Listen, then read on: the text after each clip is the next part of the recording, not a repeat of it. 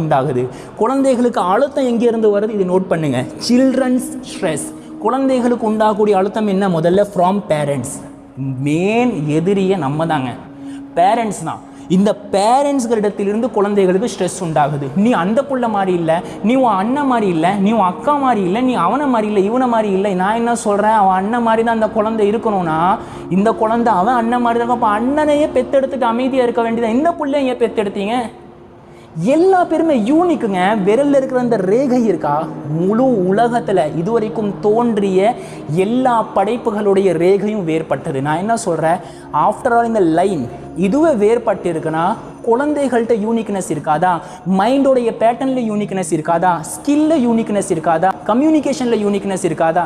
எதில் என் யூனிக்னஸ் இருக்காது? ஏன் இருக்காது நான் கேட்குறேன். நீங்கள் எப்படி கம்பேர் பண்ணலாம்? கழுதை மரத்து மேலே ஏற மாட்டுக்கு சொல்லி கழுதை நீங்கள் குறை சொல்லுவீங்களா? அதே மாதிரி குரங்கு சுமையை சுமக்க மாட்டுக்கு சொல்லி குரங்கு நீங்கள் குறை சொல்ல முடியுமா? ஐந்தறிவு உள்ள உயிரினத்திற்கே ஒரு யூனிக்னஸ் இருக்குன்னா நாங்கள் ஆறறிவு உள்ள மனுஷங்க, எங்களுக்கு எங்கே யூனிக்னஸ் இருக்காது? இந்த கம்பேர் பண்ணுற புத்தியை முதல்ல விடுங்க.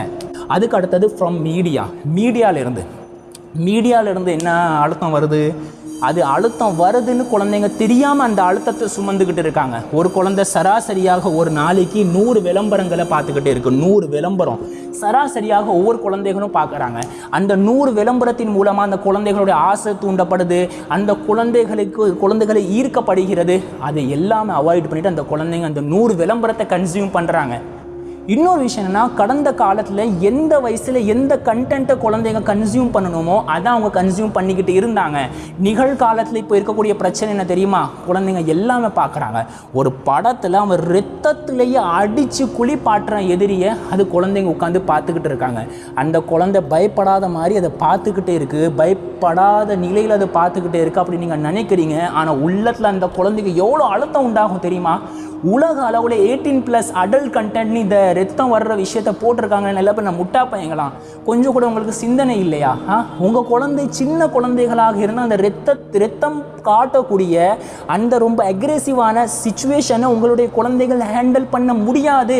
அவங்களுடைய மைண்ட் அந்தளவுக்கு பக்குவம் அடையவில்லை. ஆனால் நீங்கள் என்ன பண்ணுறீங்க, ஒரு இவ்வளோ பெரிய ஃபோன் வாங்கி கொடுத்துட்டு உங்கள் பிள்ளைங்களை நீங்கள் PUBG விளையாட சொல்கிறீங்க, ஃப்ரீ ஃபயர் விளையாட சொல்கிறீங்க. அதில் பண்ண வேண்டிய வேலை என்ன? இவனை கொலை பண்ணணும். ஒரு 14 வயசு புள்ள யாருடைய மைண்டு டெவலப் ஆகவில்லையோ அந்த குழந்தை இவனை சுடு, அவனை சுடு, ரத்தம் வரணும், ரத்தம் தெரிக்கணும் அப்படி சொல்லி பேசிகிட்டே இருக்குது. இந்த குழந்தையுடைய அழுத்தம் என்ன இருக்கும்? ஃபுல்லாக இந்த மாதிரி கனவுகள் தான் வரும். மீடியாவிலேருந்து குழந்தைகளுக்கு ஸ்ட்ரெஸ் உண்டா மாதிரி ஃப்ரம் ஃப்ரெண்ட்ஸ்